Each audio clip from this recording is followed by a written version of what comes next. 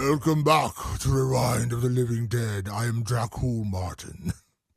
Und I am the Count Dracul Patrick Guerra. Patrick, because we are reviewing another Dracula movie tonight, and I know you love Nosferatu, and I did not. I'm shocked you didn't like shave down and just have a mustache like Nosferatu did. I love many things about Nosferatu. I will not be adding the mustache to my arsenal, but yes. Yes, Patrick. Tonight we are reviewing the. Okay, so I said 2026 film. Technically, it comes out in the United States in 2026. It's been out in Europe for like 7 months. It came out in July of 2025 Yeah. in Europe, but it's just now coming to the States. We are talking tonight about Luc Besson's Dracula.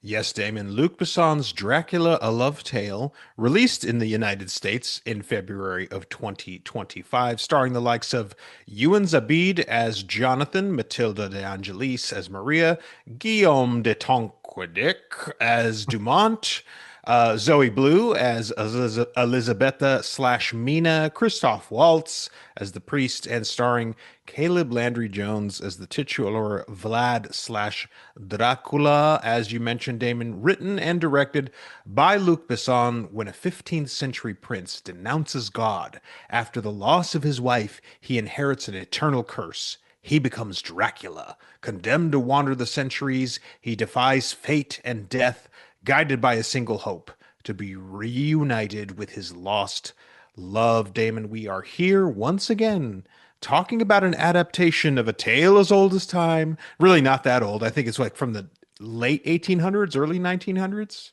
Late. It's a pretty old book. What is it? I The think it was original the book was really 1860s, right? 1897. Oh, okay. Yeah, so almost the 1897. 1900s. Okay, we're going Yeah, we're going back a little bit, but Damon, yeah. we can't seem to leave this story alone. We have got to revisit it once again, but we are here doing it European style for once. I think the big Dracula adaptations of the 20th and 21st centuries came from American directors. Finally, a European decided to tackle it on a larger scale. Damon, what say you about Dracula? It's fun. This is our third Dracula film in 2 years because we did the last voyage of the Demeter, which was not particularly well done. We did Nosferatu, which you enjoyed, I hated, and here we are tonight with Dracula Love Tale. And I'm not going to sit here and say I love this film. I certainly didn't hate it. I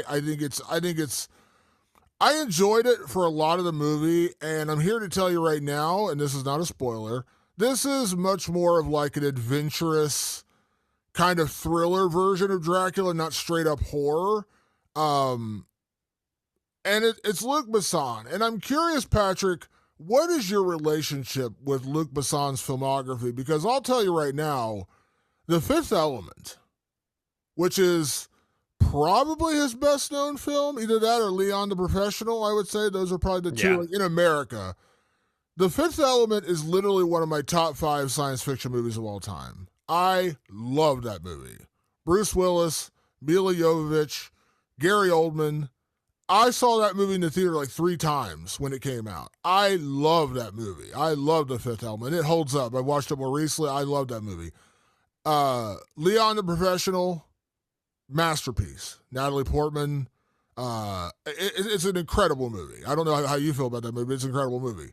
But then I looked at the rest of his filmography and I was like, wow, he makes a lot of really bad movies. And so it's a weird thing because I adore The Fifth Element and I really like Leon the Professional.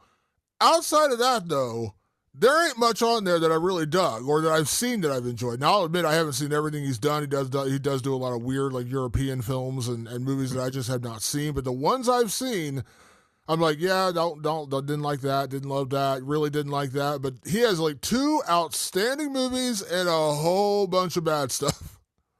Yeah, I will say this about Luc Besson. I'm not a fan of the man, and I will want to get into basically he's got a lot of accusations against him that I haven't done enough research on to speak about, but they don't sound great. But I'll tell you where everything started with me and Luc Besson, which was with Leon the Professional. And I may be, surprise, surprise, Damon, I'm in the minority here. I hate that movie. I think it's awful. Like, I genuinely don't like it. Like, yes, Gary Oldman is an incredible actor in it. Of course he is.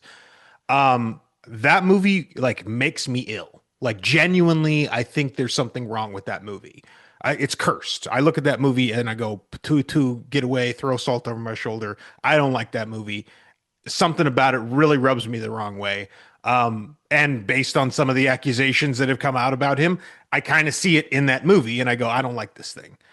And that tainted my overall image of Luc Besson and the other stuff I've seen from him.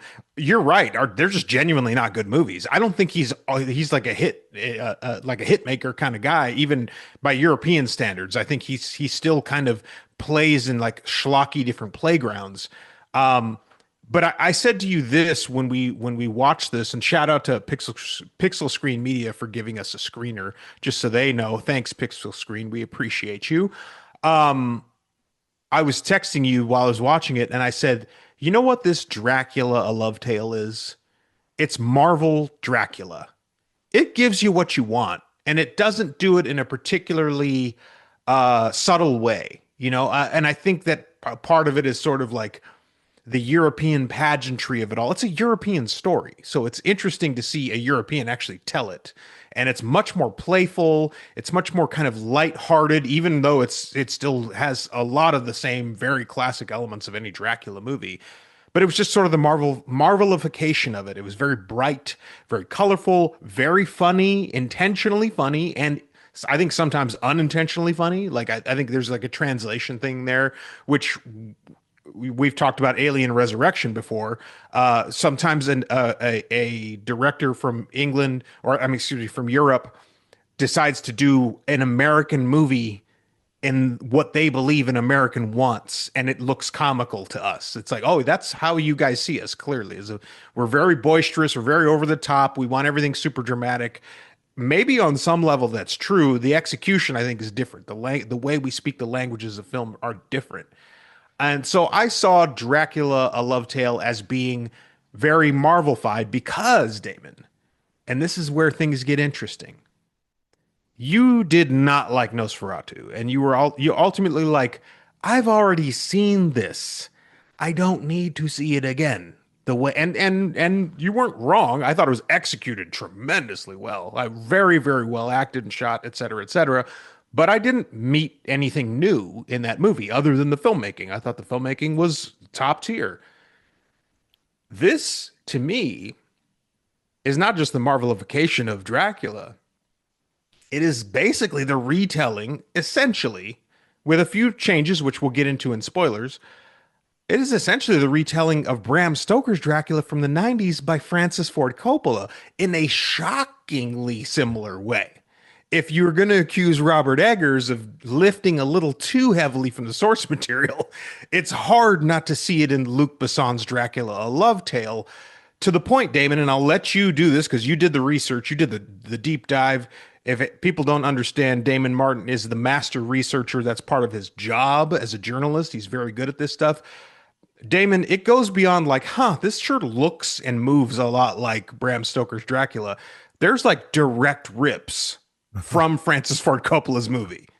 So we were talking about this through text when I watched it, when you watched it, and you kept saying, man, this movie shares a lot of DNA with Bram Stoker's Dracula. By the way, when we say Bram Stoker's Dracula, we're talking about Francis Ford Coppola's. That's what he called it. Yes. It's called Bram Stoker's Dracula. Yes. And you're like, man, this movie. I was like, yeah, there's similarities, but I openly have admitted, and once again, let me just watch half our audience run out the door when I say this. I don't particularly love that movie. A big part of it is I adore Keanu Reeves. He seems like he's one of my favorite action actors. He seems like a genuinely good dude. But my God, his accent in that movie is so bad. It takes me out of it. I've only seen that movie maybe 3 times. And every time I watch it, every time Keanu Reeves speaks, I want to throw my remote at the television and just stop watching it. Now you're like, come on, it's that bad. It is that bad. Like, and he's such a major part of the movie, it's just hard to avoid him. So I don't love that movie. So when you said that to me, I was like, yeah, I guess, like stylistically, and yeah, there's some visual things here and there. But then doing research, getting over the podcast, I was like, oh my God, like it really did. It's almost like a carbon copy in a lot of ways of Francis Ford Coppola's movie. It's like, man, because one of the key ingredients, and this is really not a spoiler because you can see it in the trailer, Dracula's entire purpose in this movie is reuniting with his long lost love Elizabetta. Now, in Bram Stoker's Dracula from 1992, I think is when it came out, if I remember Something like correctly. that. Yeah. Elizabetta Elizabetta is told that Dracula died at war and she commits suicide. And when he returns home, the priest tells him that she's condemned to hell because she committed suicide, and that's when Count Dracula, basically says, I condemn the church, and he stabs a rock and he drinks the blood and he becomes Dracula, he becomes a vampire. Now, how it unfolds in this movie is a little different. I won't Mm-hmm. spoil what that is, but Elizabetta is a creation of Francis Ford Coppola's movie. Now, I knew it wasn't in the Dracula book. Now, by the way, I want to say, when we talked about Nosferatu, you painted me as a Dracula expert. I am not that. Let me just be clear about that. I have read the book. It's been years. I was an English literature major. That's my degree. So we read a lot of classic literature in college. Freshman, sophomore year, we read so many books.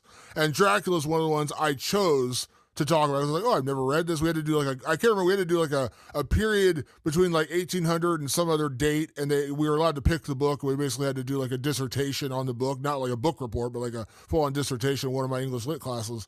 And I picked Dracula because I never read it. And so I read it, and I had to deep dive on it. But I'm in my 40s now. That was 20 years ago I was in college. So I want to be clear about this. I understand the book. I have revisited the Cliff Notes, but I've not reread that book since I was in college. So let me just say I'm not a Dracula expert. But I knew the Elizabetta thing was not in the book. I knew that part. I knew in the book Dracula has Jonathan Harker come to his house. He's trying to purchase a home in London, and he's a solicitor, he's a lawyer, he's helping him set it up. And then when he goes to England, he meets Lucy, and then he meets Mina, and he basically becomes obsessed with them, and wanted to turn them and become his love. But it's not like he's trying to reignite a long lost love. So when I watched Luc Besson's Dracula, and that Elizabetta character came in and that plot, I was like, oh, this is cool. What a twist. I had completely blocked out of my mind that was a plot from Francis Ford Coppola's movie. So when you kept saying to me, Damon, there are so many similarities between these movies, I was like, I guess a little bit. And then I read the Cliff Notes of the Dracula movie from 1992, which I have not seen in probably 2 decades.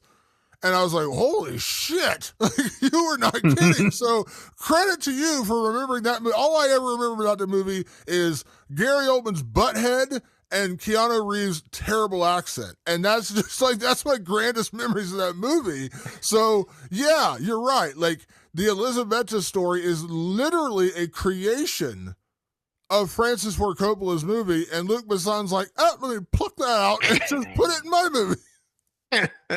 And that's not the only thing. Short answer is they also apparently ripped off the poster of Nosferatu, which I was like, why? Why did they do that?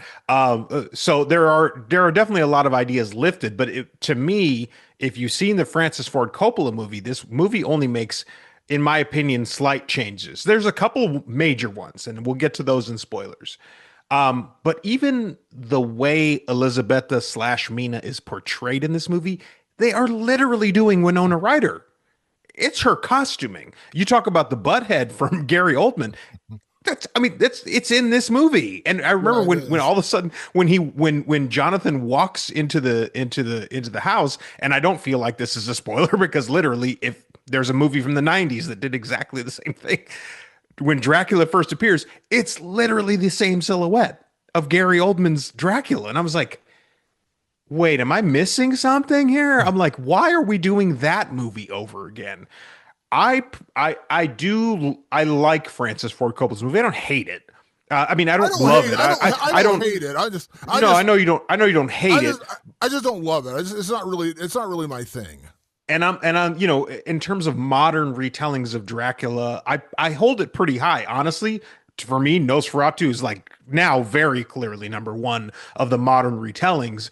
But I was just so shocked at how it carried the same silhouettes from that movie, specifically from that movie. And I was like, what the hell? Why are they doing this? And my qualms with this movie don't end there because there's just other things about this movie that I don't particularly love. I think it's very tonally imbalanced. We'll get more into that in the spoiler section. Um, at times, boy, I want to compliment this movie for a second. At times, it's stunningly beautiful.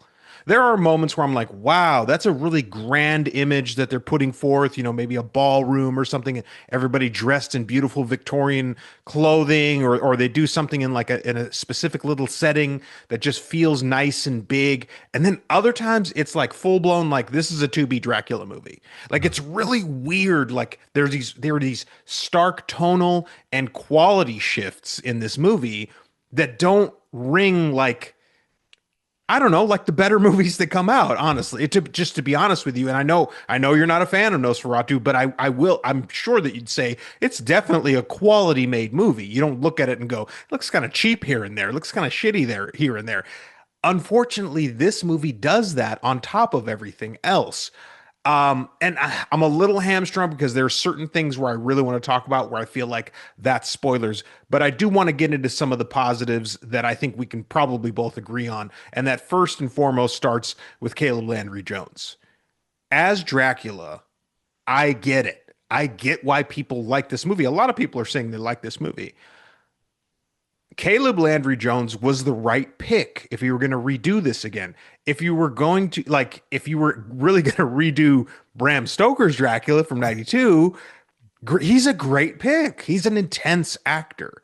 And I think what attracts people to this, Damon, and I'll hand it over to you and see what you think. But I think what really attracts people to this movie is truly the love story element of it. And the fact that this movie's foundation is based on this man who is obsessively in love with his eternal beloved. He's so in love with her that he is willing to curse himself to cross space and time to find her once again. Damon, hearts are melting left and right at the idea of that. And the fact that this movie is very intensely focused on that, it makes sense that it gets a lot of positive review because, like Marvel movies, a lot of people just want to have a good time. And this movie, under the surface of all of the different things that are going on with it, is about love. And is it about, like, how far will you go to find the woman that you lost all those years ago? That's how can you not resist that with Caleb Landry Jones embodying that idea? At its heart, Dracula is a gothic horror story, and Dracula is meant to be a monster. That's the way he's portrayed in the book. And the entire book, like they're trying to conquer and kill Dracula once he lands in London. Nosferatu, you do not mistake Nosferatu as a good guy. You're not looking at him He's like, a oh, fucking man. monster. Yeah, you're like, oh, man, I'm rooting for this guy. And by the way, to your point, like, yeah, Nosferatu is a very beautiful film. It's just like I said, like that one stuck so close to the original source material, which was Dracula. I know technically it's not Dracula, but it's Dracula. I was just like, I've seen this before, and it was also like 3 hours long. I'm like, my God. And here I want to give just one brief praise to Dracula, A Love Tale. I see this clocked in about, I want to say it's an hour and 52 minutes. I think it's right around that. It plays out very streamlined. Like, it doesn't feel that long. Like, it plays out really quickly. When I watched it, whatever it was, like a week ago when we got the screener, it was started and finished, and it felt really quick. Like, it didn't feel dragged out. Like, and Dracula, by the way, is an incredibly long book, an incredibly detailed book. I compare it a little bit to Ernest Hemingway, who is an all-time great writer and one of my least favorite authors because he describes everything in so much detail that I'm like, get on with the fucking story, dude. Like, seriously, when I was reading his stuff for the first time, I was like, I get why he's a classic author. I think I was reading, I want to say it was The Snows of Kilimanjaro or something like that. And he was like describing a leaf or a tree, and it took like 18 pages to describe a fucking tree. And I was like, I can't take this. So I've never been a Hemingway guy. And Bram Stoker's Dracula is very much like that. Like, there's an entire, I want to say there's like an entire chapter where it's describing the castle. Now, I understand a castle is a big place, but it's just so incredibly detailed. And that's why, like, when they did the last voyage of the Demeter, however you want to say it, in that movie, I was like, that's actually a pretty cool idea because it's just one chapter in a book about these doomed sailors who are transporting a box from Transylvania to, or wherever it is, Transylvania to London. And by the time they get there, they're all dead because obviously Dracula broke out of his box and killed them all. I was like, that's kind of cool because you could turn that into a movie. Now the movie was not good, but it was a cool idea. So Dracula is a very big book. So I understand why Nosferatu is so long, but I was also like, I've seen this story a million times. You're not giving me anything new. I don't need 3 hours of this. And to Dracula, A Love Tale's credit, it is. It's an hour and 52 minutes, and it plays quickly. Now, to your point about Caleb Landry Jones, and I also want to talk about the marvelization of this movie, here's where I think Dracula Love Tale sets itself apart even from Bram Stoker's Dracula, because Bram Stoker's Dracula, from what I remember, and granted, like I said, this is 20 years ago that I saw this movie, you're never exactly rooting for Gary Oldman's Dracula. Like, you understand he's a monster and he's kind of charming, but ultimately, like, he's still portrayed as a villain.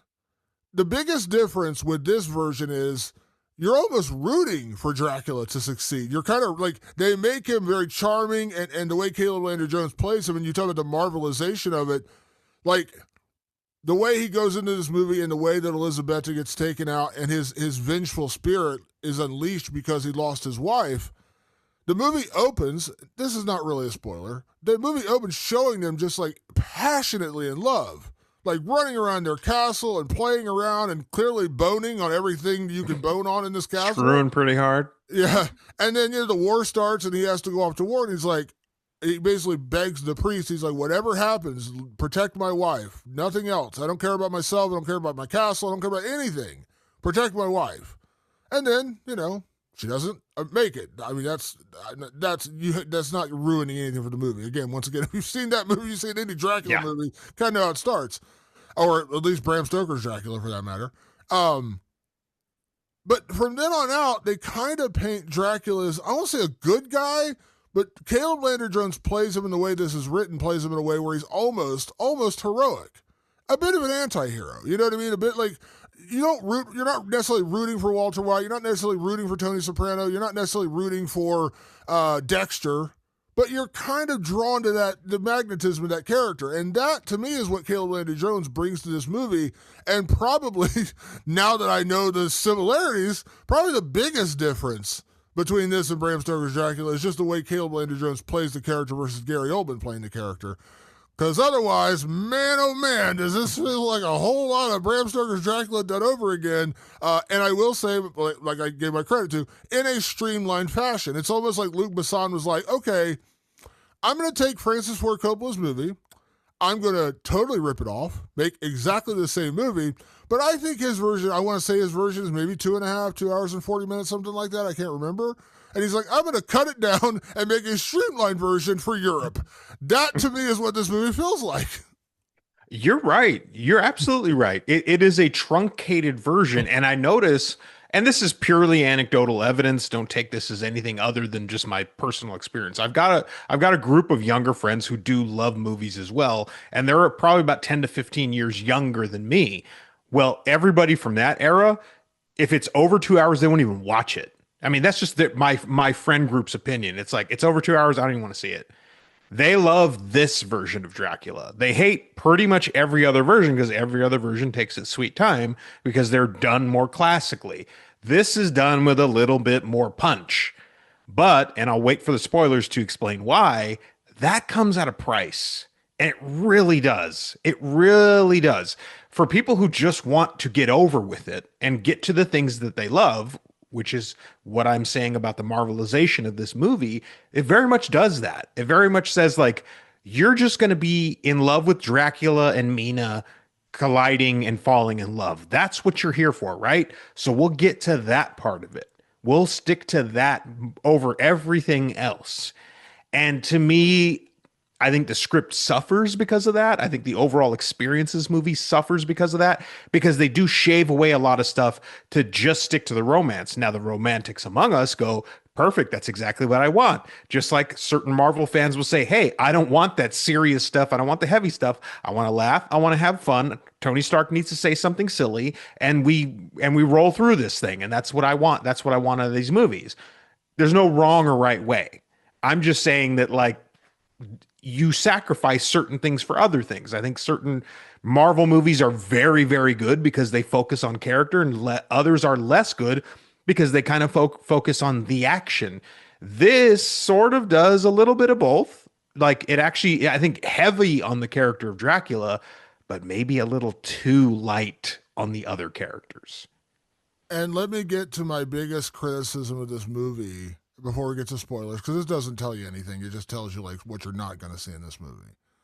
When I first saw the casting for this movie, Caleb Landry Jones, we're going to talk about him a little later, and I'm going to tell you my perfect role for him. You know what I'm going to say, but I know where you're going with this, and I'm excited. I'll Stay get to that in a tuned. little bit.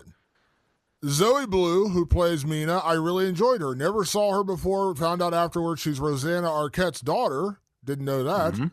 And she was a model, and this is like her first major role. And I thought she did a great job. I liked her a lot. And I was like, and you know, of course, she's gorgeous. And now I see why she's a model. And I was like, great, she did a good job. But the other selling point for me was Christoph Waltz. Now, Christoph Waltz is one of my favorite actors based upon two performances. Now, I'm not saying he's not a good actor beyond those two performances. I'm just saying those two performances made him one of my all-time favorites. Django Unchained and Inglourious Basterds. Yes, I know, for our audience out there rolling their eyes and groaning right now, here goes Damon talking about fucking Tarantino again. I know.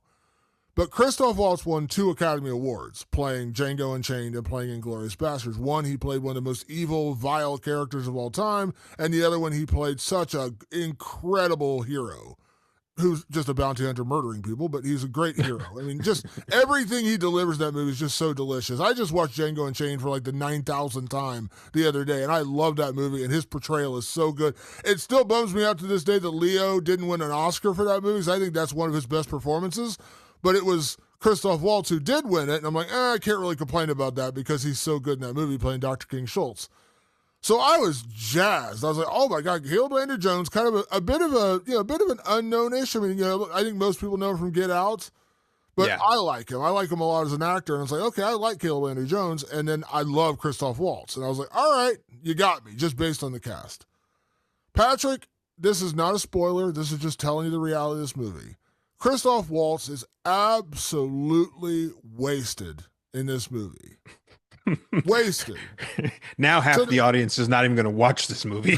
To the point where I was just like, why did you cast a 2-time Academy Award winner who could have absolutely... Listen, I'm not... like Caleb Landry Jones is great in this movie. I like him a lot. Yes. And if you didn't listen to the intro, you don't hear the intro...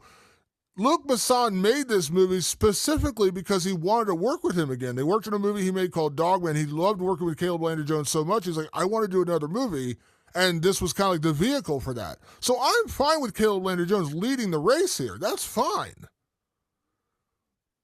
Just like Christoph Waltz in Django Unchained and in Inglourious Basterds. He's not the star. He got Best Supporting Actor in both those movies. Now, I would argue he's the star of Django Unchained along with Jamie Foxx, but neither here nor there, he got Best Supporting Actor.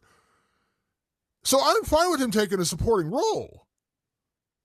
But they wasted him in this movie, Patrick. I was just like, you could have put anybody in that role, and it would have been the same movie. And that's not to say Christoph Waltz isn't great. I'm just saying he's so underutilized. You know what I mean? That's like making an all-star basketball team and sitting LeBron James on the bench, or Michael Jordan on the bench. You know what? We're gonna go to the Olympics and we're gonna put our 5 best players out there. But Michael Jordan, you sit on the bench. LeBron, take off. You're good. We're good without you.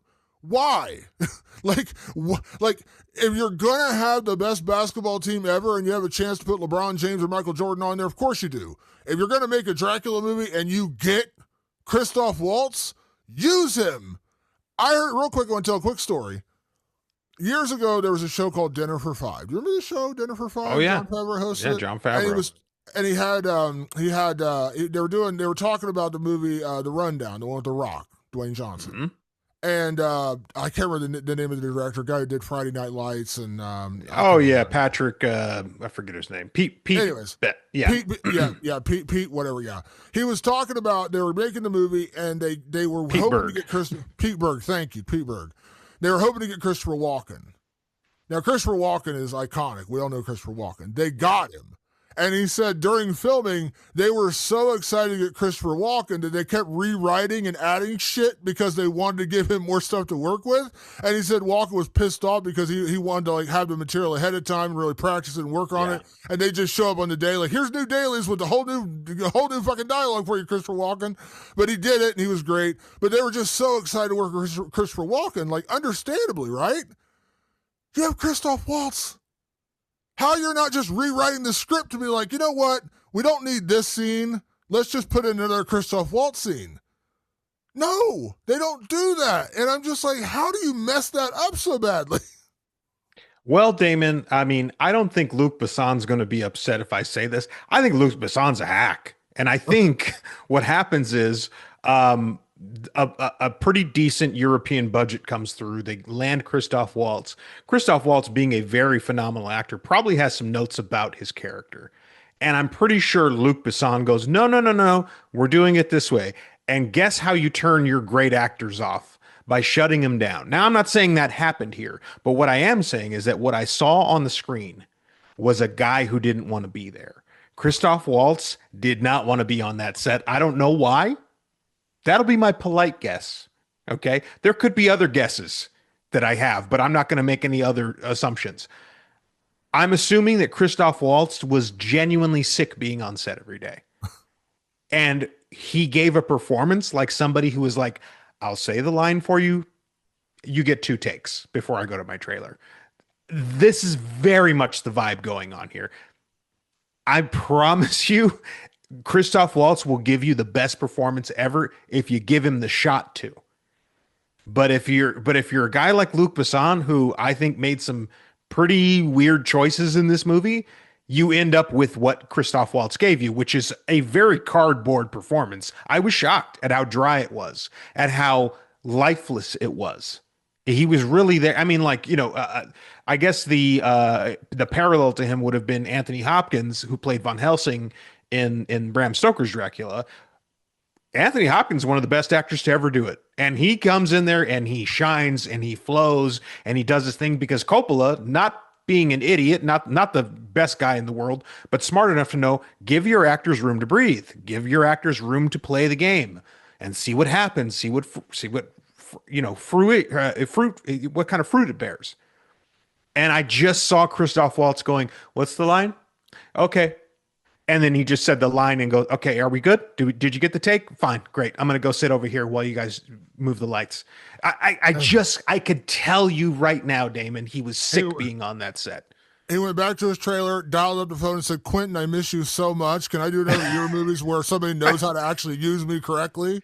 Yeah, I'm sure of it. I'm sure it's Luc Besson's fault. Like I'm confident to say that. I'm confident to say it's Luc Besson's fault. It's his script. So even if it was the words on the page or if it was the director on the day, I guarantee you don't get a performance that flat from a guy like Christoph Waltz if there isn't a problem with A, the script, and B, the director. And here we are with Luc Besson running both of those shows. Yeah, so yeah, that was my biggest problem. I mean, I have other issues, but we'll get into that in spoilers in a second. But yeah, I was just like, how do you mess that up? Like, how do you, you know what I mean? I'd be like Daniel Day-Lewis do your movie, and you're like, you know what, Daniel, like, sit in the background. You're good. We're going to have, I think you should say the line this way, Daniel. Yeah, give him a line reading, see how fucking quickly. See how that goes. Yeah, see how quickly that works out for you. It's just like, imagine saying that like Jeremy Strong on set. He'll just fucking punch you in the face right then and there. I don't condone any, violence on set. I'm just saying, like, if you want your actors to do something well, give them a chance to play with it. Give them a chance for the reason you hired them, because they're kick-ass. Clearly, Caleb Landry Jones had carte blanche to play with that character, and I don't feel that with Christoph Waltz at all. I didn't know that it was carte blanche. It was just almost like, this is what you're giving me to work with. Like, I don't know. I'm just like, how did he get in this movie? And how badly did Luc Besson misuse him or not use him enough? It's mind blowing, which is absolutely mind blowing. With that being said, Patrick, let's get into spoilers, which we're going to go spoilers because there are subtle differences. But once again, if you've seen Dracula, you've seen large swaths of this movie. And we're gonna have a category later on talking about the Dracula kind of like the oversaturation of Dracula, particularly in the last couple of years. It feels like it kind of rolls around every couple of years. Um, I'm not telling you anything you shouldn't know. If you've seen a version of Dracula, you've seen a version of this movie. I mean, it doesn't reinvent the wheel. So we are getting the spoilers right now. By the way, always subscribe to our Patreon. We appreciate that, everyone. Patreon.com/RewindLivingDead. You're going to get these episodes early. We're recording this well ahead of our release date. This will go up on Patreon and basically within an hour of us finishing recording. So Patreon.com/RewindLivingDead, $5 a month. Support your boys. Good early access to all these episodes. We also have our Film Core podcast where we do non-horror movie reviews, and we also do, we've done a lot of TV reviews. We did It Welcome to Derry. We did Alien Earth, like an episode-by-episode recap. So go over and check. Those are all available right now. So if you go over there and you join, you get a whole crapload of content right day one. You join our Patreon. So patreon.com/RewindLivingDead. Patrick, let's get into spoilers, and I don't really know that we need to get into like the plot, because the plot is the same plot that it's been. Dracula is boning his wife all across the castle, and then he gets called off to war. She gets the biggest difference between this and Francis Ford Coppola's Dracula is that she doesn't commit suicide. She has to escape the castle because his enemies attack the castle. She ends up getting killed. He finds her, and then he goes to the priest and basically says, I begged God to save her, and not, whatever, and you didn't do it. So he kills the priest, and he basically says, fuck you, God. I'm done with you forever. And then he gets transformed into this, lifeless Dracula creature who can only exist at night and drink from human blood. And seems like kind of a weird punishment, I guess. If you're like, God, like, you condemn me, let me give you eternal life, and you have to drink blood to kill humans. And much like a lot of religious texts, that's fucking weird. Yeah. And then basically we pick up, 400 years later when Jonathan Harker shows up at the castle, and he's not buying a home in London, he's selling a castle, and Jonathan Harker is going to be the realtor, I guess. And he gets inside, and he basically, and much like the original classic Dracula story, he's like, don't go around the castle. And of course, Jonathan Harker fucks around and finds out. And so he's going to kill Jonathan Harker, but because I don't remember the exact plot, but long story short, he allows Jonathan Harker to one wish or one question. He's like, tell me your story. And he's like, that's your one wish? You want to hear my story?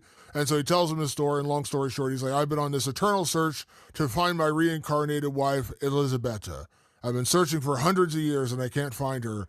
And then out of Jonathan Harker's stuff, he finds a photo of his fiancee, Mina, and it looks just like Elisabetta. And suddenly, Dracula's reborn. He starts drinking blood like a madman. He goes from being the Gary Oldman butthead back down to like the young 30-some-odd-year-old Caleb Landry Jones. 30-something-year-old Gary Oldman that he's dressed exactly like. And and he goes over to England to find Mina / Elisabetta. That's our plot. And if you're like, that sounds familiar, it's because it fucking is. Same movie. It's pretty much the same movie, but it makes major changes. And I think the major change of this movie, and you said a little bit of it in pre-spoilers, is the focus really is on Dracula as sort of the hero of his own story. The hero of his own story in the respect that he's like, I fought in the name of God for you, and I asked you for this one thing and you couldn't give it to me. You couldn't protect my and by the way, I hated like the sequence of like her being killed by the troops. It was really weird. Like he caught up to them and beat everybody up, and then just like slipped, like was caught slipping, and this guy killed. It was very awkward and very weirdly constructed. So basically, he goes on this like revenge campaign against the church, and the God curses him to be this ghoul who eventually realizes he can't even kill himself. He's trying to like jump off of windows and stuff, and he's realizing like, I'm stuck in this vessel. And so my only goal is to find her. That's all fine and dandy. I like that. Problem is, I believe a good love story takes two to tango. I really think the good ones actually balance out the person seeking the love and the person who is receiving that love. And not to be crass or crude, but Elisabetta is only portrayed as his lover and nothing really else. She barely has a line before she's killed. You see him sexing her up pretty hard, He's clearly like very he's ravenous for her. I understand that. We all are for the women that we like deeply love. Like as men, we connect with that. And so I'm like, okay, I understand that, but who is this woman and why does it matter so much that he turns to the priest before he goes to war and goes, do everything to protect her? I understand that he loves her, but that's sort of like an on the surface. It's sort of like a heavy handed, writing just to go, I love her so much, you must protect her.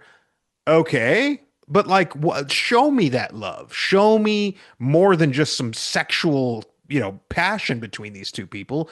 Show me why she is your everything. Show me why you are going to cross oceans of time to find her again. But she's in and out of the beginning of this movie.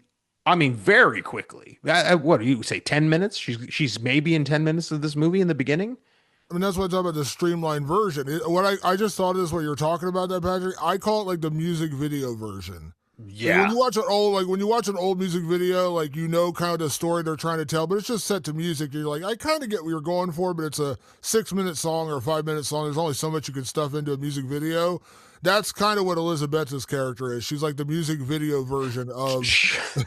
It's very November Rain. I'm Yeah, dating myself a little bit here, but it's Axl Rose tearing his hair out over this supermodel, which I mean, quite literally, Zoe Blue's a model. You know what I mean? Like it's kind of just you're 100% right. It's very music video, and then she just poof disappears from the story, and then we spend, I would say, the good chunk of the second act just with him going through time and searching for her but never quite finding her. Now that I get, and there's some interesting stuff that lays out, and maybe we'll get into some of it. But during that time, I you could have been building a little bit of a case for their love. Maybe, I don't know, just one random suggestion, going backwards and seeing those beautiful moments, kind of like in The Crow. Like in The Crow, you revisit certain moments with him and his love, and you understand how deeply their love ran beyond just physical touch. To me, the physical compassion part of it, or the physical passion part of it, is very Luc Besson, very surface level, and it didn't ring to me like real romance.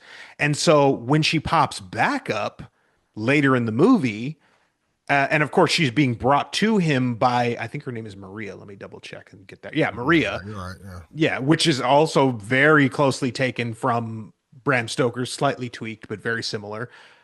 Um, she kind of rejects him right away. She's like, you're kind of a weirdo. And he is. Like in all fairness, he is kind of a weirdo. And then there's a lot of like pushback, pushback, pushback. And then bam, they're romantic. And bam, they love each other.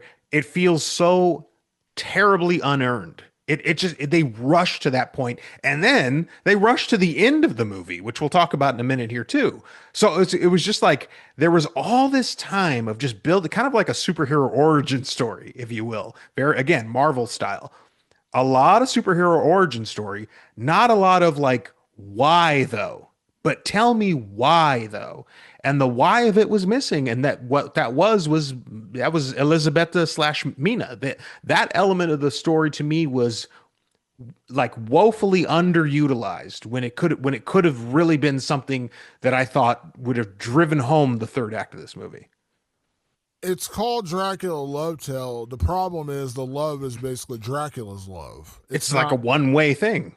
Yeah, like you're seeing everything from his point of view of like I love her passionately. She's the greatest thing that's ever happened to me. Great. Why? Yeah. Why? I'm not saying that she's not. I'm just saying like they never give us a reason to believe that. They just show that they're wildly horny for each other, and then Yeah. he goes off to war, and then she gets killed. Now I said this is a streamlined version of that, and it is like I read a lot of comic books, and I think comic books can be very very detailed and great stories, but ultimately a comic book is about 30 pages. When you get a comic book like that and then you turn it into like a Marvel movie, yeah, they can flesh it out a lot more. You can get a lot more detail. Like the way that the Infinity Gauntlet comic book series plays out, I think over 6 issues, one of my favorite comic books of all time, is great. I love it. But the way they do it in Infinity War, in Avengers Infinity War, and then Endgame is just so much more detailed. There's just so much more to it because it's ultimately like a 6 hour movie or 5.5 hour movie. And a 30-page story with, graphics and little blurb things, you're not going to get the same level of dialogue and storytelling. So I get it. But yeah, everything in this movie is done through Dracula's point of view. I love her. She's the love of my life. I would do anything to be with her. I will cross seas and time and kill and maim for her. Great. Why? And that and like I said, it's all very surface level. Like you understand he Yes. is incredibly horny for this woman, but that's It's all you Dracula the know. Bone Temple. Yeah, exactly. He's just like, man, I really miss boning her all the way across this castle. So like, and then when she dies, like, yes, it's tragic and it is a very weird sequence. She's like running through the snow and he catches up, and then just the last second she gets killed and he doesn't save her in time. And then he goes back and basically says, "Priest, you fucked up," and he kills the priest and he becomes Dracula. Yeah, I'm like, bro, didn't you fuck up though? And here's the funny thing. So when Dracula gets to Europe, or gets to London, excuse me, and he meets Mina, and boom, he realizes like this is Elizabeth, and his entire purpose at that point is to make her remember who she really is. Like she is a reincarnated version of the love of his life. And there's a lot of push and pull. She's like resisting him. She's not really into him. He's weird and whatever. But then the more time It's kind of creepy. yeah, but the more time they spend together, she starts to feel this spark and this connection, and you're like, great. And then, like, it kind of comes back alive, and by the end, she is back to being Elizabeth. Like, she has been reincarnated, she's in love, and that they spend more time on that, just like her falling back in love with him, not really showing you a million reasons why, but like she remembers Elizabeth, and she falls in love with Dracula again, and by the end, she's like, I want to be with you. You're the love of my life. We're finally back together after all these years. Great. He takes her back to her castle, and that they spend a lot of time getting there, but the beginning part, you're just like, great. They like to bone, and they run all over the castle boning, and it's a real bone fest. But what else is there here? Like, like I've had relationships that were purely physical. I'm not going to lie and say I haven't, like, things finish and you're just like, all right, I'm leaving. Don't really need to talk anymore. Like, there's not a whole lot of conversation to be had. I understand those relationships exist.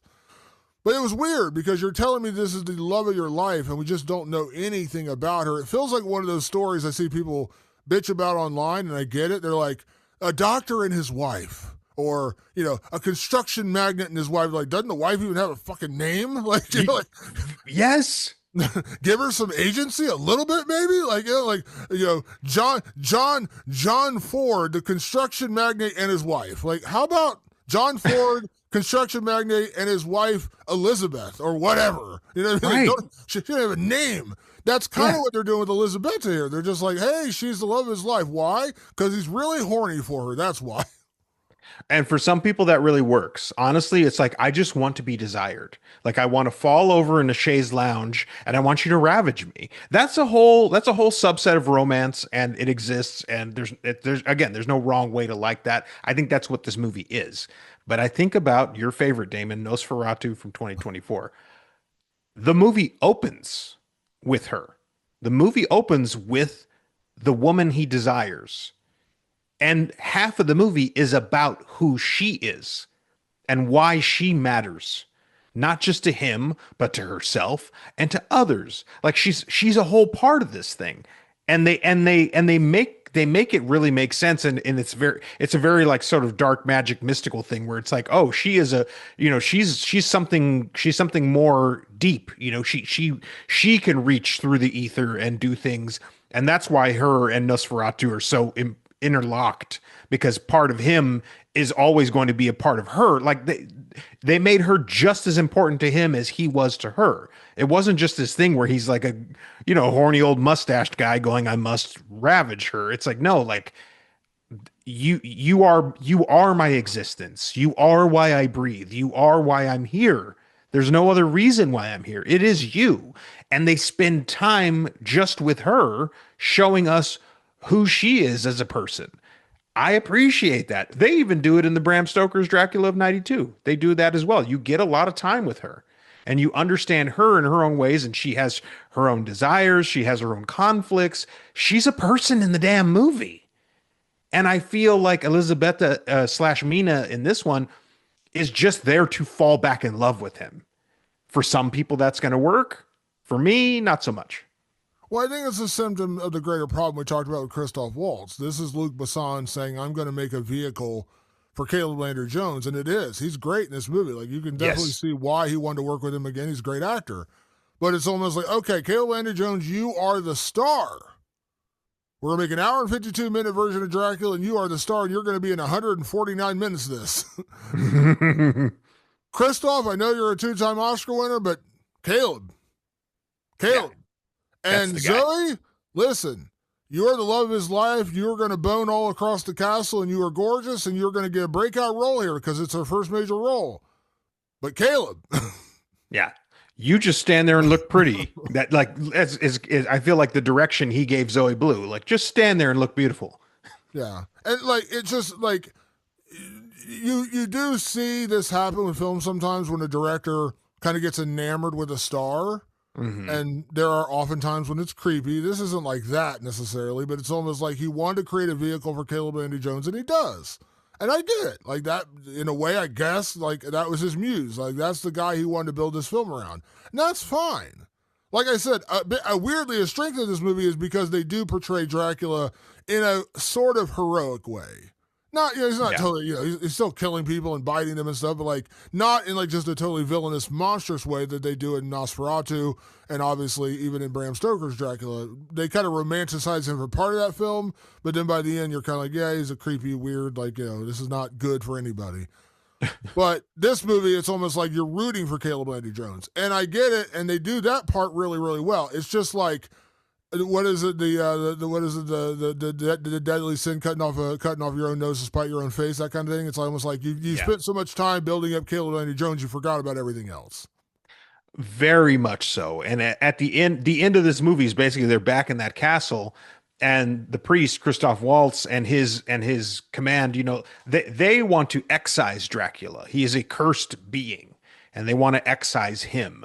And they have to convince him. And what I hate about it, first of all, there's this like kind of cool action sequence where everybody's fighting. There's also these weird, it's a little side thing, but Dracula has these gargoyles, and they're really weird, like bad CG gargoyles. And I was like, very Marvel feeling that whole part of it.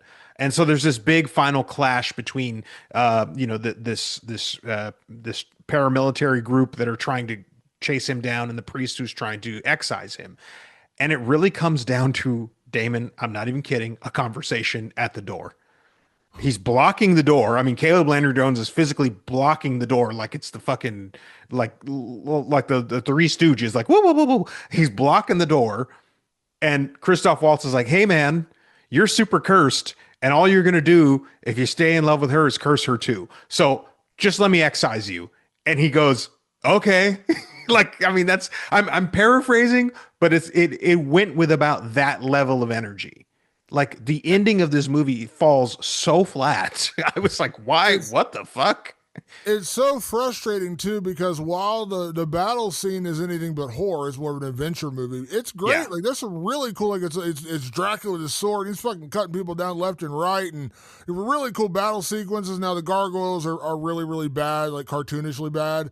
But when Dracula's just like laying waste to the soldiers, it's like, oh man, you can see like he's a total badass. Once again, you're kind of like, this guy's awesome.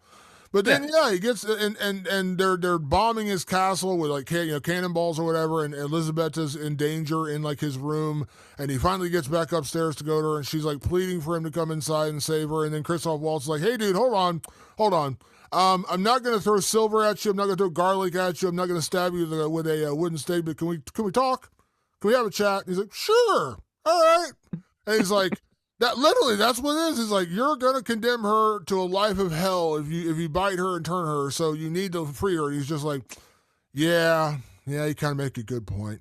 All right, cool. And he goes inside. He's like, yeah, I can't be with you, Elizabeth. Yeah, I need to let you go. And he stabs, the priest stabs him, and he basically turns to dust in her arms. And you're like, all right, like I'm not saying you need to have Christoph Waltz in like a fucking epic battle with Dracula. It seems like a pretty one-sided fight. But like maybe he gets injured and he's like already kind of dying, and he's just like not dying, but like injured and badly hurt, and he has to crawl back to Elizabetta. And you've already kind of made him a heroic guy, having Christoph Waltz stab him and kill him, and you're like, no, like what I mean, like, you don't want him to die. You're kind of villainizing the priest, which if you've been a part of the Catholic Church, that happened millions of times recently. Yep. But like, yeah, it's just weird. Like after all this epic battle and really legitimately cool sequences. Then the end is like, hey, man, your life sucks. Don't pass this on to somebody else. You know what? You're right, dude. All right, cool. I'm out. It's just not good. There's parts of this movie that can be very good. And then there's parts of the movie like that, and you're like, to me, the ending's very important. It's very important to stick the landing, like as best you can, by the way. And it felt like they didn't even try. It was like, how do we wrap this up? What do you want? We'll just talk at the door. Yeah, we'll just talk at the door. And I was like, God damn, like not like for a movie that I think wants to be dramatic, that wants to be heightened, that wants to have, what I mean in a kind of a grander sense, a romantic framework, just has these moments that are just like, I mean, just little plops on the ground, and the ending can't be one of them. Please, it can't be. And this ending was just insanely underwhelming. Can I give you my rewrite of The Living Dead for this ending, real Oh, quick? I love when we break out Rewrite of the Living Dead. We try not to do this too often. Let me give you my version because I think what Luc Besson wanted to do was still give his Dracula, his Caleb Landry Jones, a heroic ending. Is what he was trying to go for, like sacrificing. He Right. realizes he's going to condemn Elizabeth to this torture because for 400 years he basically says like I've been living in torture because I can't die. Like he wants to die and he can't die, and so he basically is consumed with finding the reincarnated version of Elizabeth. So here we go. Battle starts. He fights all the soldiers. It's an epic war, but he obviously is taking some hits along the way, and he kills everybody. But he also is badly injured in the war. He gets back up to the door. Elizabeth opens the door, lets him in. She's just like, "Oh my God, I'll save you! Bite me, like turn me, save yourself." And then the priest shows up, and basically the priest, that at that point he's already dying. Like there's no battle to be had because at this point he's a wounded soldier. And the priest, and he's basically like, Elizabeth's like, bite me, kill me, I want to be your bride, I want you. And he's like, you realize if you do this, you're condemning her to the same fate you've had for the last 400 years. She can never die. And yes, you're going to love her, but is this really what you want for her? Is this really what you want? Is it really what you need? And he's like, no, I don't. And so he's like, I can't do this to you, Elizabeth. I don't want you to be condemned with me. And then at the last moment, Christoph Waltz comes with the wooden stake and he points it to kill Dracula. And here's the poetic moment. Dracula repositions the stake to go to his heart. Just a Yeah. little bit. He's a little bit off with the stake. And he's like, do it. And he stabs him and he dies. You still get your heroic ending. You still get the sacrifice, but it's not as goofy as him turning out to be like this total badass soldier. And he just stands in front of a door and says, you know what, dude, you're good, cool. Like if you have that moment where she's pleading with him to bite her, to turn her, to save him, Yeah. and the priest is like, you do not want this for her. And he's like, yeah, I get it. Like, I understand what you're saying. And she's begging him. And then he puts the stake down, he repositions it into his own heart, and he stabs him and he dies. And that's kind of a poetic ending. That would be my version. I like that version, Damon. And it kind of reminds me a little bit, or at least in pieces, of Nosferatu from 2024, which was like this relentless beast. And, let's make no mistakes. In Nosferatu, he is a beast and a monster, and you don't feel for him, you fear him.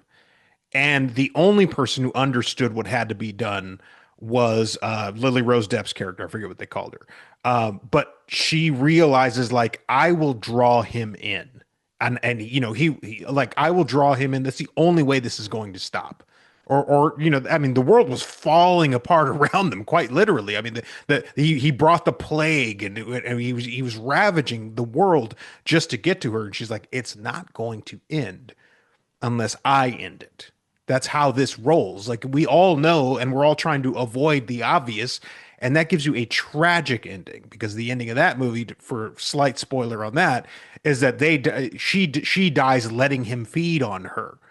But the sun rises and fries him to a crisp, and but at the same time drains her of all her life. This is the only way it could happen. There was always this, like, they were doomed characters is a great thing.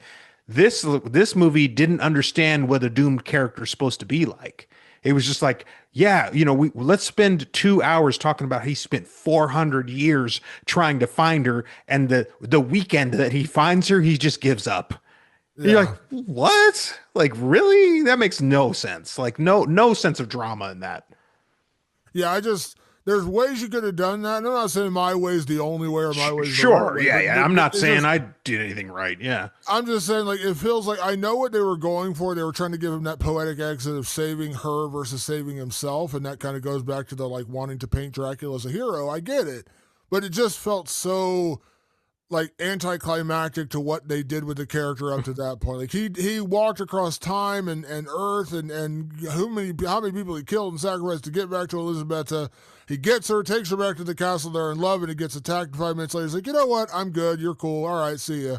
Like, and I'm not saying a better ending would have been for him to bite her and turn her, sure. or like I said, there's a million ways you could end it. Mine's just an example of that, but like you could still give him a heroic exit. He sacrifices himself to save her. That I get, but like just being like, so priest, you've been hunting me. You're a priest. The council of priests or whatever they call it. I don't know what it is. Like his tribe of priests. They've been hunting vampires for 400 years. He's like, you've been hunting me for 400 years. You never found me. You never came across me. But here we are. Yeah, cool. All right, go ahead and kill me. Like that's pretty much what it felt like. Like, yeah, I'm good. I've been here. Okay, cool. Like I think it would have been more fitting if he, had to do it to save her and or, he realizes that he is like they try to get it across that he realizes he would be condemning her to the same fate he suffered through, but not really because the whole point was getting them back together. So if they're together, they're not really condemned because they're together. But like I said, they could have done it a million different ways that would have made it make more sense. But they just decided to go for the quick, easy ending of like, hey man, this is bad. And he's like, yeah, you're right, dude. Kill me. Like, that feels very much like what it felt like. And it's a symptom of a problem, a bigger problem in the script, which is Mina has no part in the script. She's just an object. And so if she actually had some weight in this script, some story weight in this script, maybe you could have woven that into that. But since she's just an object of desire, she's just a trophy to win. At the end of the day, he's like, well, I guess I don't really need that trophy. So go ahead, let's end it. Like I think that's why it ends up being like that, because it's just built into the script that she doesn't matter enough to fight in this moment. Like, I mean, yes, she's, he's saving her from condemnation, but it's all him. It's literally him. And she's back behind a door screaming. You don't even see her, I mean, even when we meet Mina, like we're talking about Elizabeth that doesn't really have any like character development. Even when we meet Mina, it's when she goes to the asylum to visit her friend Maria, who is now turned into a vampire. They don't know what she is at that point, but they know she's been sick and had this weird like affliction with blood or whatever. And she shows up and she's like, I want to check on my friend Maria. Like that's how we meet her. We don't meet her being like, hey, I'm Mina, here's who I am, what I'm doing. Like she's literally just showing up concerned for her friend, and that's as deep as it ever gets with her. Like we don't ever find out anything about Mina except she is Jonathan Harker's fiance and she is the object of Dracula's desire. That's it. There's no like they don't go any deeper with her. And by the way, I'm not saying that Zoe Blue doesn't do a good job. Like she does what she can do with the material. But yeah, it's just like even then when they introduce Mina, you're like, yeah, Mina. She's concerned for her friend. Mina. Where's her fiance, Jonathan? Mina. Here's this weird Dracula dude coming after you. By the way, who are you again? Yeah, it sucks. But as much as I complain about that, so there, like I said, this movie plays out so quickly that it's not bad. I'm not like, it sounds like I hated this movie. I really didn't. I actually thought it was pretty decent. I told you the night I watched it, I was like, I liked it better than Nosferatu because it played out quicker and it gave me the beats of a Dracula story. It gave me the beats of a Dracula story and it didn't play out over 3 hours and get meandering and dark scenes and weird Dracula, weird Nosferatu. And yeah, so I liked it better than that, but that's not really a high bar to clear because I really didn't like Nosferatu. So take that for what you will. Patrick, how about we get into some categories and let's kick things off as we always do with best performance. And here's where I will go on my little soliloquy of an idea about one of our actors, but I'll let you go first because we have the same pick for best performance because really it is the performance in this movie. There's only one person acting in this movie, and it's Caleb Landry Jones, who plays Dracula. I can see why Luc Besson is enamored with him, and it really should have been a story about Luc Besson traveling across space and time to tongue kiss Caleb Landry Jones in the mouth because he just loves how good of an actor he is, and he does a great job in the role. the whole script is obviously written around him and tailored to him, so he gets his time to play. He gets his time to be a very nuanced Dracula. Really, you kind of get to see all sides of him, the ghoulish side, all the way to the playful side. And that's an actor's dream, is like, show me, give me all the range you can possibly give me. Caleb Landry Jones gets it, and let's be honest, Damon, he eats. Here is my dream casting. I want to talk about this now. I've had this idea for years, and it was really predicated upon Caleb Landry Jones's performance in Get Out, which is probably, as I said, the role most people know him from as the creepy brother in the Armitage family. For years, fans of Nightmare on Elm Street have been saying, who could play Freddy Krueger? It's impossible to replace Robert Englund, but you got to find the right actor. And I see a lot of people talking about, Richard Brake. I love Richard Brake, but he's in his 60s. Like, you're trying to get a guy. You remember when Robert Englund got cast as Freddy Krueger in 1984's Nightmare on Elm Street, he was like 34 years old. He played the role for the next 15, 20 years or whatever, but he was like in his 30s when he got cast. Everyone's wanting to get these like old guys. Like, I know talk about Kevin Bacon. I'm like, Kevin Bacon's like 67, guys. Like, he would get like one Freddy movie and then he'd be done. Like, you're trying to get a Freddy that could be around for a little while, not being Jackie Earle Haley, thank God. I've said for years you need an offbeat character actor who can pull off creepy and evil, but also charismatic. Mm-hmm. Caleb Landry Jones is that guy. Watch him and Get Out. The way he has that creepy demeanor towards the boyfriend, towards the lead character in that movie, towards Daniel Chile. Kaluuya, I think. Kaluuya, yeah. Kaluuya. And watch him interact. You just said this really creepy. Like, there's something off with this kid. Like, there's really something off with this kid.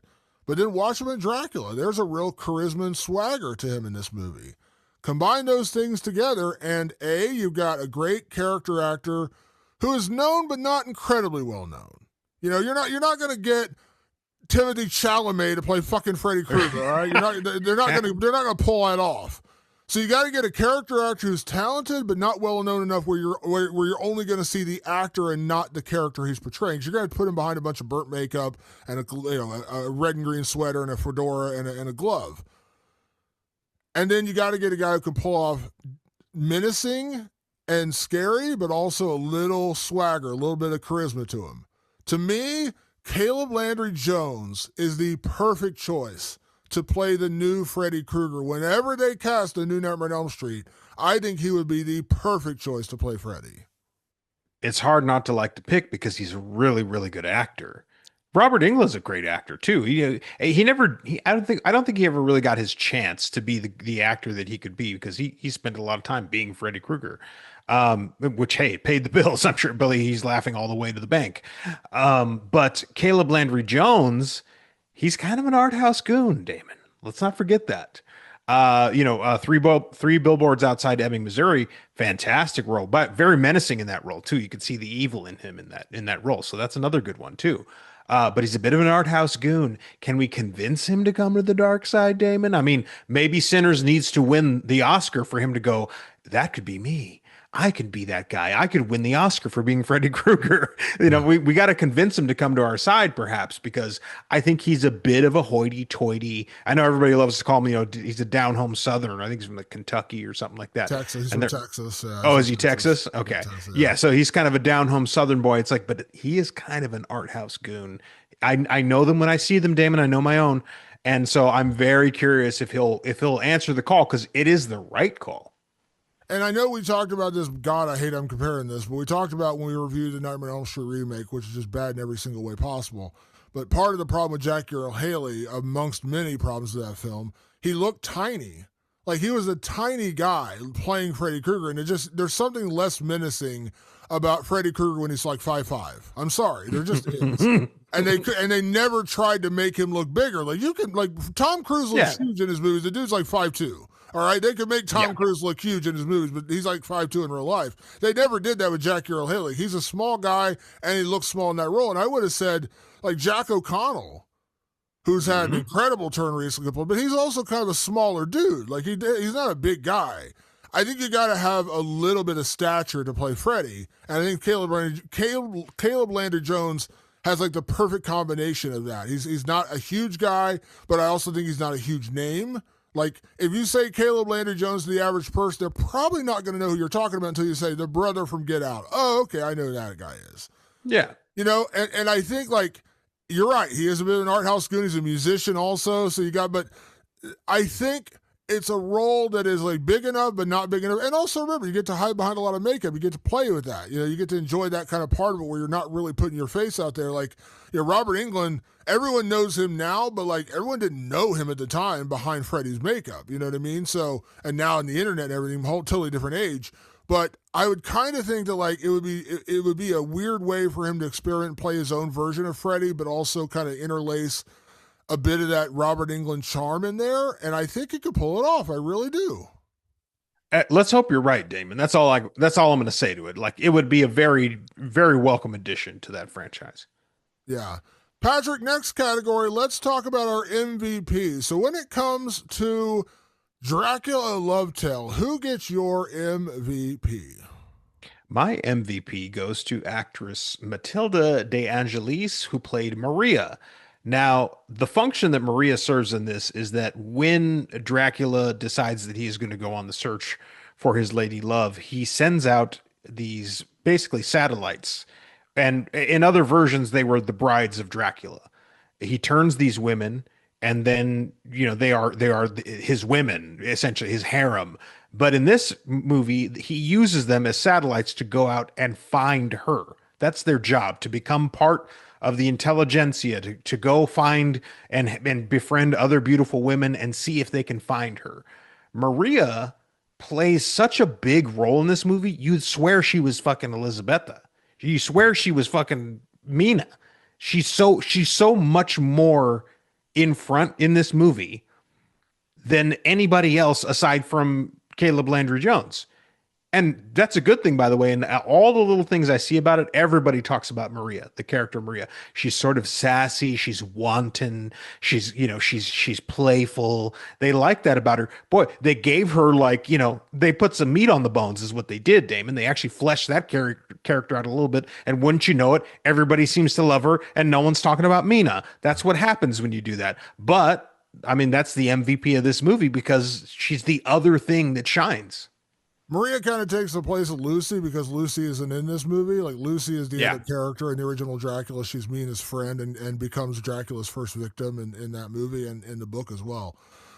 She kind of takes the place of that character. Like she's me. And so it's a weird thing though, because Mina's like, I just met her like a week ago and we became fast friends. And, so she kind of takes the place of Lucy in this movie. But yeah, I think she's really good and she is a bit of a linchpin. And yeah, they do more to flesh her out than they do Mina.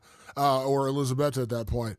For me, now, this is not a cop-out answer. I'm not going to say this because you're like, man, you're really going down the list of where you're going with MVP. But when I heard this movie, I was like, Luc Besson has a very, very striking visual sense with this movie. Sometimes it works, sometimes it doesn't. Like I said, for me, it worked really well in The Fifth Element. I love that movie. It hasn't worked in a lot of his other movies, but there's also other flaws of a lot of his movies. But one thing I was shocked about is like, I really enjoy the music in this film. Like it felt gothic, it felt heroic, it felt adventurous, it felt like a Marvel score. And Alan Silvestri does a lot of the Avengers scores. And I remember when I watched Avengers and Avengers Endgame, Avengers Infinity War, like I wanted to listen to that score because Alan Silvestri has a very, very specific way of creating like these epic tunes where you're like, like dun dun dun, you know the Avengers theme just like you knew John Williams' Superman theme. Do you know who did the music in this film? He got Danny Elfman. Yeah. Danny Elfman. Oingo Boingo. Danny Elfman. Tim Burton's longtime collaborator, which by the way, if you don't know, I fucking hate Tim Burton, but I like Danny Elfman. And I was like, they got Danny Elfman to do the music for this film? So I loved it. Like they literally was like a score where I was like, bouncing to the music. Like they did it really well. Like it does get gothic. It's a little, a little bit heroic, a little bit, marvelly, as you said. But I was like shocked when it was over. I was like, Danny Elfman? They got Danny Elfman, like one of the most famous composers to do this? Good for you. So the music really did work in this movie. And I'm not doing it as a cop-out. Like I was just genuinely impressed. Like the music was really good. And then I realized it was Danny Elfman. There's not a lot in this movie that I can consistently say is good. Caleb Landry Jones, Matilda De Angelis and Danny Elfman are consistently good in this movie. Everything else is spotty at best. Sometimes it's good and sometimes it's not. But there's nothing wrong with the score and there's nothing wrong with those two actors. So that actually makes sense to me. Yeah.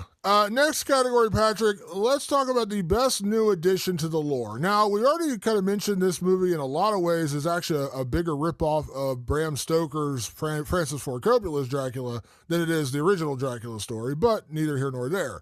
They do inject a few new elements in this movie. So, Patrick, what was your favorite new element injected into Luc Besson's Dracula? The element that I guess appreciated the most, I don't even know if I necessarily liked it, but was the magic perfume. And so what Dracula does is to attract women to him because he's this undead ghoul. He goes across many different lands and gathers spices and herbs and scents to create an irresistible perfume that attracts women to him. So that way he can find them. Basically, he's looking for a way to get all the bees into the hive and figure out which one's the queen. But he needs them all there. So he has this perfume that makes him magnetic towards women. He doesn't have the power of glamour. He doesn't have the mind control that Dracula would typically have. He is just like, what if I create this perfume that gets everybody to want to fuck me? Yeah, no, it's a new wrinkle, and it's funny because Mina actually calls him on it. She's like, "What are you doing with that? What are you doing with this fucking perfume?" Yeah, but it is a good little wrinkle. And you already mentioned my favorite wrinkle in this movie, which is because we're dealing with Dracula searching for his long lost love for the last 400 years, is him turning the women to go out and search for Mina or to search for Elisabetta. Because in the original book, he goes after and basically condemns and turns Lucy, but it's not that he's in love with her. She's just the first victim that he reaches when he gets to London, and then he kind of falls for Mina. But once again, the book's not, it's not he's searching for his long lost love or anything. That comes along in Bram Stoker's Dracula in Francis Ford Coppola's movie. In this version, I like that Lucy's not even a character. He turns Maria and a bunch of other women, for that matter, to the brides of Dracula to go out and search for Elisabetta. I like that little wrinkle because you're just like, okay, he's basically saying, I need to find my long lost love. Earth is a big place. It ain't going to be searched by me by myself. I'm going to send out all my acolytes to search for her. And Maria is an agent of Dracula. She's basically an agent of Dracula. When she finds Elisabetta, she finds Mina. She's like, oh shit, I found her. I like that little wrinkle that it's not just Dracula searching and he's just turning people for the sake of turning them. He's turning people for the sake of finding Elisabetta. I like that little wrinkle, that little difference that he injected in there. Yeah, it's a fun different way to kind of get into the lore. That isn't in Francis Ford Coppola's movie, is it? I don't think it is. I don't remember that because I think he turns to Lucy and like I think he's trying to glamour her to get to Mina. Okay. I can't remember. It's been a while, but I'm pretty sure it was not this, which is like, Okay. oh, she's been with me this whole time. Yeah, I didn't think so. I didn't think it was like, I thought that was something new. So, okay. But like I said, I haven't seen that movie in a long time. And Yeah, I don't remember that detail exactly. Yeah, don't do Keanu Reeves' accent, please, whatever you do. Patrick, next category, I know the answer to this. Are we finally done telling this tale? I mentioned earlier, Patrick, we are 2 years into 3 Dracula stories. The Last Voyage of the Demeter, Nosferatu, which once again is a Dracula ripoff, and now Dracula Love Tale. Are we done telling this tale? I'm done. I'm definitely done. I've seen enough. And it was weird because I think of the three majors because Last Voyage of the Demeter, yes, of course it's part of the book and all that stuff. But let's be honest, that movie did not move worlds. It kind of came and went. It was a COVID movie, so I'll give it a little bit of grace because they were trying to make it during COVID times, and it's kind of difficult to make a movie that's really impactful during that time when you're trying to do big stuff. So let's pretend that one doesn't exist, and let's hold on to the big ones that we have. Bram Stoker's Dracula from the 90s, Nosferatu by Eggers, and this one, Dracula Love Tale by Luc Besson. They're almost the same fucking movie, story-wise. I'm not getting anything new.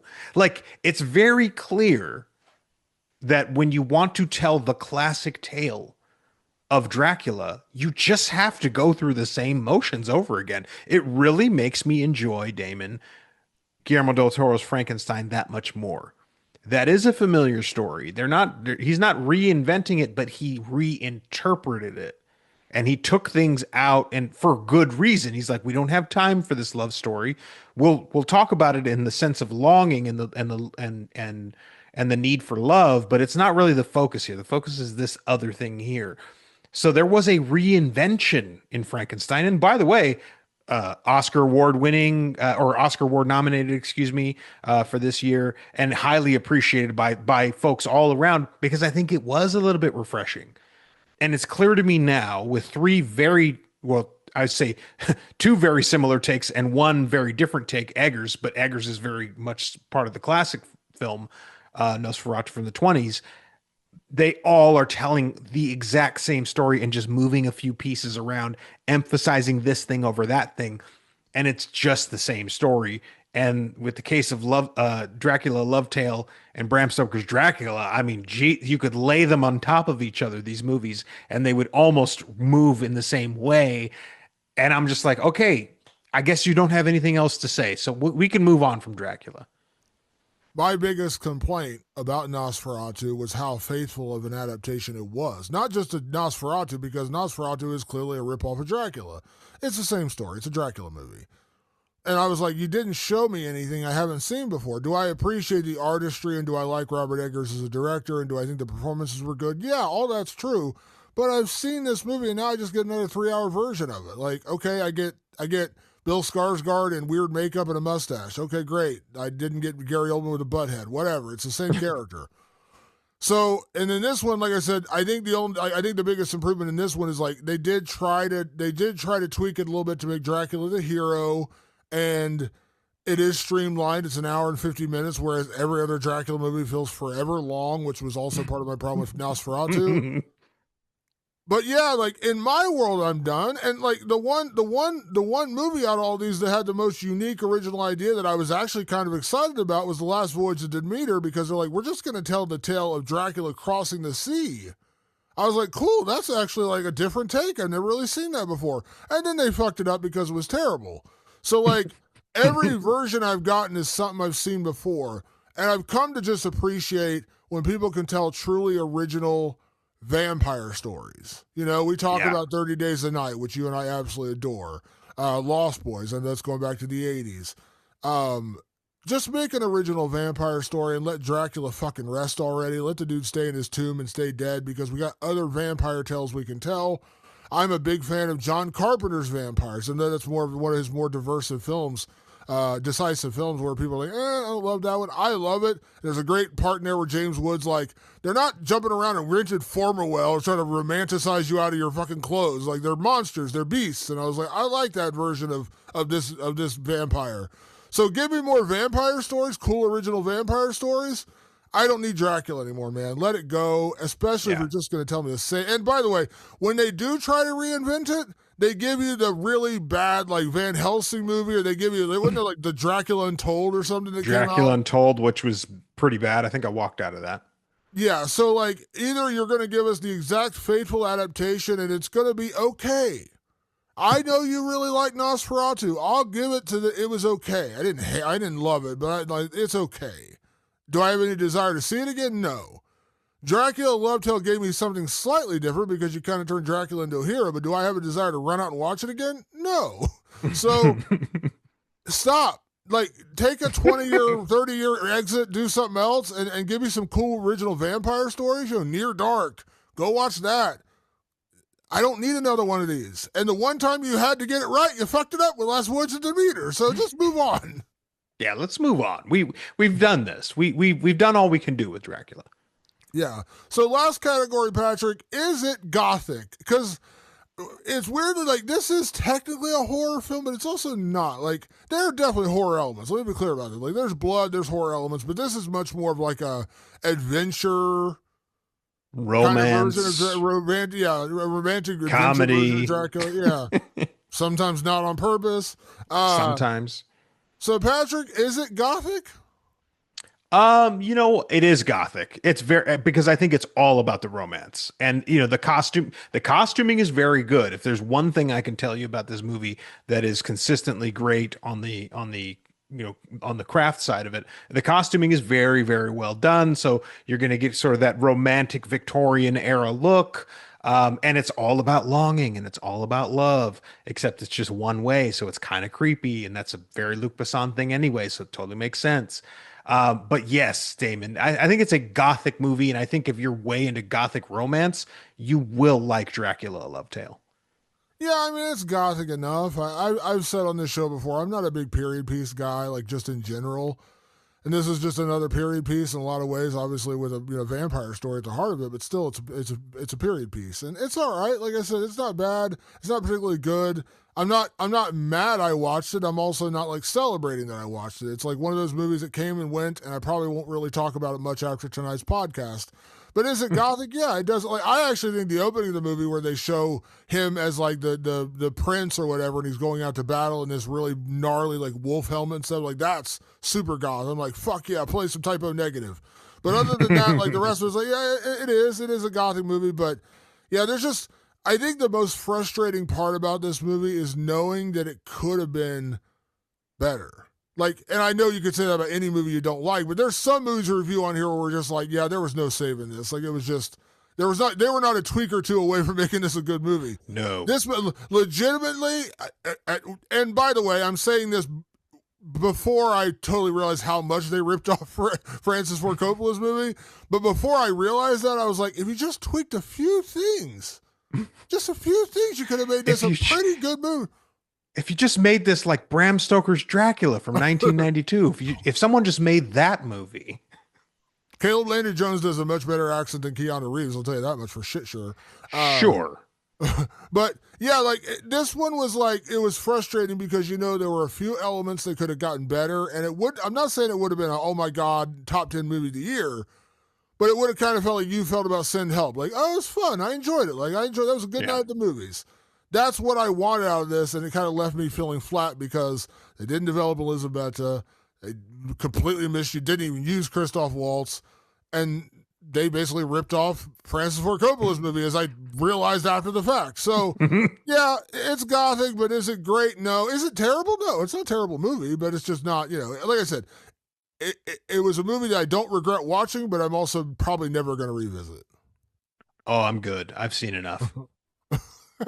All right, Patrick, that's our episode for this week. Obviously, we appreciate everyone tuning in the show. Make sure, if you want early access to this episode or any of our episodes, check out patreon.com/Rewind of Living Dead. $5 a month, you get early access to our episodes, plus all kinds of cool bonus episodes. So check that out. Obviously, you can check us out on all your favorite podcast platforms, Apple Podcasts, Spotify, and of course, over on our website, rewindofTheLivingDead.com, where you can also find trailers, news, other reviews we don't have time to get to on the show, all kinds of cool shit over there. And then also check out our YouTube page, youtube.com. Just search Rewind of the Living Dead. Like and subscribe, even if you don't watch us over there. It really does help us out when you like and subscribe to the page, just to give us better search results on the algorithm. So please do that.